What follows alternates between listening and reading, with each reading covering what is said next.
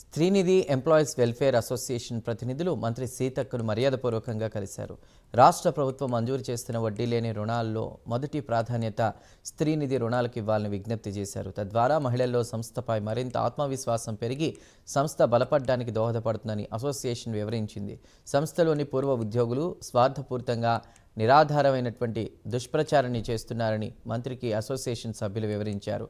వారి తప్పుడు ప్రచారం వల్ల రుణ చెల్లింపులు తగ్గిపోయాయని మంత్రికి ఫిర్యాదు చేశారు. సంస్థ ప్రతిష్టను దిగజార్చేలా కొంతమంది అసత్య ప్రచారాలు చేస్తున్నారని మంత్రి దృష్టికి తీసుకువెళ్లారు. సంస్థ ప్రయోజనాలను దెబ్బతీసే విధంగా వ్యవహరించే వారిపై కఠిన చర్యలు తప్పవని మంత్రి సీతక్క హెచ్చరించారు.